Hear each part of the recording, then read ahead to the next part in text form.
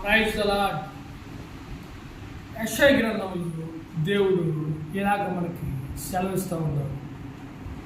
యెషయా గ్రంథము 1వ అధ్యాయము 2వ వచనములో దేవుడు మాట్లాడుతున్నాడు మనతో. యెహోవా మాట్లాడుచున్నాడు, ఆకాశము ఆలకించము, భూమి చెవియొగ్గుము.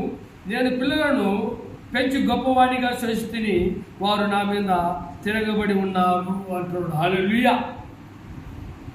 మనము దేవుని మీద తిరగబడి ఉన్నామంట. హల్లెలూయా. దేవుని మీద తిరగబడి ఉన్నామంటే ఏంది? దేవుని ఎదుట మనము సరిగా మనం నడుచుకోవట్లేదు, మన బ్రతుకు నీతిగా ఉండట్లేదు, మన బ్రతుకు న్యాయంగా కొనసాగించట్లేదు. కాబట్టి దేవుడి మీద మనము తిరగబడి ఉన్నాము అంటున్నాడు దేవుడు. హల్లెలూయా. చూడు, సొంతవాడి వాడి ఎద్దు వాడికి లోపడుతుందంట. హల్లెలూయా. గాడిద వాడికి లోపడుతుందంట. కానీ మనము దేవునికి లోబడకుండా ఉన్నామంట. హల్లెలూయా.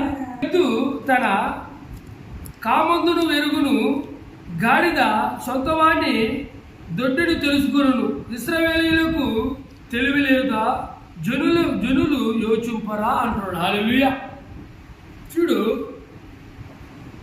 ఒకడు మేపుతున్న వెద్దు వాడి మాట వింటుందంట, గాడిద వాడి మాట వింటుందంట. మనము దేవుడి మాట వింటలేదంట. హల్లెలూయా. ఎంత బాధాకరము. వాడు మేపుతున్న గాడిద మేపి ఇంటికి తోలిపోతున్నప్పుడు వాడి కట్టుబడి ఎక్కడుందో, వాడు ఎక్కడైతే దుడ్డు ఉందో దుడ్డు తీసుకునే దుడ్డులోకి వెళ్తాడంట. హల్లెలూయా. తన ఎద్దు వాడికి లోపడుతుందంట.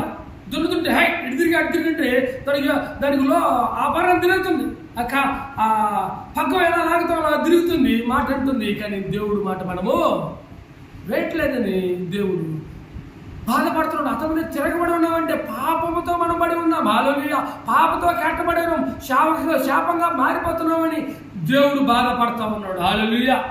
ఇశ్రాయేలు జనాంగానికి తెలివి లేదా? యోచింపరా, ఆలోచించరా అంటున్నాడు. హల్లెలూయా.